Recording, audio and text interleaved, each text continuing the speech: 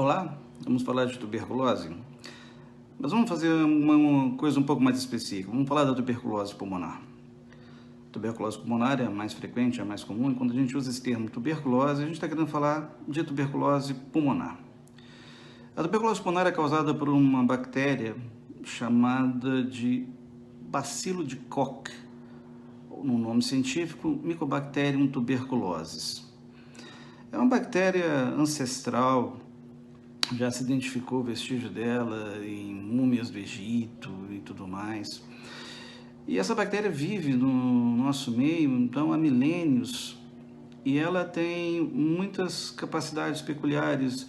Ela tem uma capacidade de sobreviver muito tempo no corpo humano, num estado que a gente chama de latência, sem estar necessariamente causando doença, e pode aparecer, reativar de uma hora para outra. A tuberculose, ela é transmitida pela via respiratória. Apesar de existir tuberculose em outros órgãos, menos frequentemente, mas existe, ela é transmitida pela via respiratória. Então, o que acontece é que uma pessoa com tuberculose, uma pessoa doente, quando a tuberculose está ativa no pulmão dessa pessoa, quando a pessoa tossir, ela vai liberar partículas que podem conter, então, esse bacilo, o bacilo de Koch, o bichinho da tuberculose.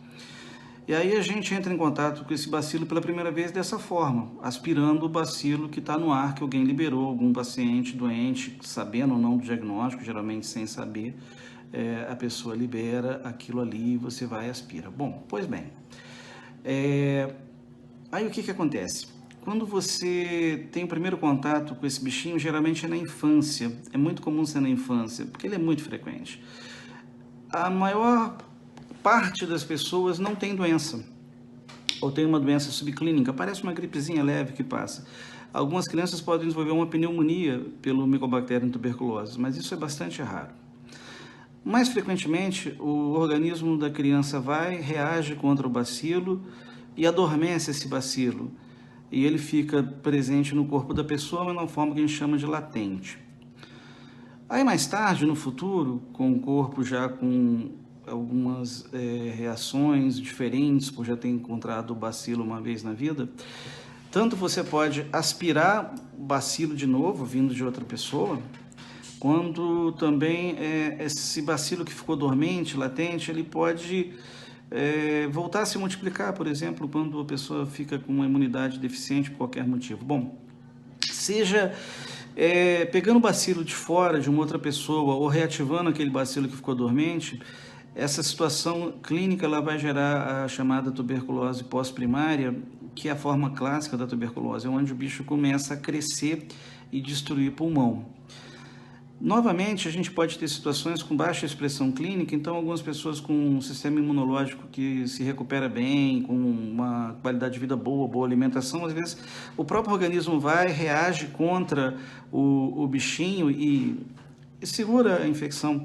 Então a gente muitas vezes, por exemplo, hoje a gente viu um paciente aqui de 95 anos, que quando você olha a tomografia dele, com certeza ele teve tuberculose alguma vez na vida, mas não foi feito esse diagnóstico, ele não teve esse diagnóstico. Como é que você pode ter certeza disso? A cicatriz que a tuberculose deixa no pulmão depois que cura, algumas vezes ela é muito típica, em alguns momentos ela é muito característica, pelo local onde está a cicatriz, pelo tipo da cicatriz. Então você olha ali, você sabe, o senhor teve tuberculose, mas nunca foi diagnosticada a tuberculose dele. Bom, e ele não morreu, óbvio, estava aqui hoje. Por quê? O corpo reagiu e controlou o processo, bloqueou a infecção não foi à frente. Mas, em outros casos, não. O corpo não dá conta de segurar sozinho, a infecção vai progredindo, a pessoa começa a ter sintomas, que a gente vai falar nisso um pouco melhor depois. E além de ter sintomas, aí tem um problema, quando ela está com o bacilo multiplicando ali no pulmão dela e ela começa a tossir, ela que pegou esse bacilo de alguém, ela transmite para outras pessoas. E esse círculo vicioso vai levando à disseminação e à manutenção da presença dessa bactéria no nosso meio. Então essa pessoa adoece, começa a tossir, começa a liberar o bacilo que ela libera pode então infectar outras pessoas, mais comum é infectar as pessoas que coabitam, né? As pessoas que moram na mesma casa, que têm proximidade, já que não é assim, bateu, levou, tipo, tossiu, soltou, a pessoa pegou, geralmente tem a necessidade de ter um contato mais prolongado. E nesse momento, o que acaba acontecendo é que se essa pessoa não for diagnosticada e não for tratada, ela vai espalhando a tuberculose por aí, e a doença vai progredindo, e a doença pode chegar, inclusive, ao ponto de levar à morte.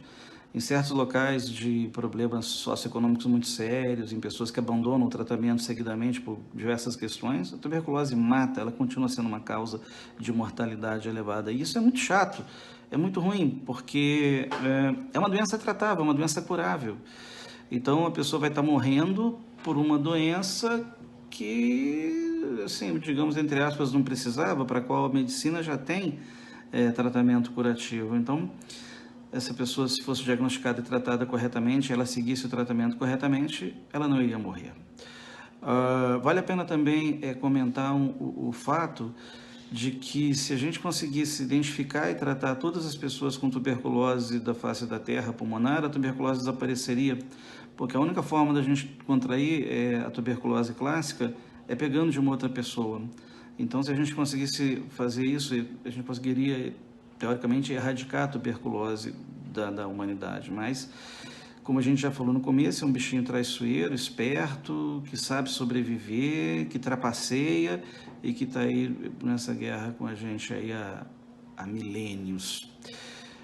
Um detalhe é que a tuberculose é transmitida só dessa forma. Então, a pessoa que tem tuberculose, ela não tem problema em compartilhar utensílios, ela não tem problema em compartilhar nada que seja de outra origem, de outro tipo de mecanismo. O problema é o processo de tosse. Na tosse aquele bichinho é liberado, e é o bichinho liberado da tosse que passa de uma pessoa para outra. Depois a gente vai falar mais sobre tuberculose, a gente vai falar bastante coisa mais, mas por hoje ficamos por aí.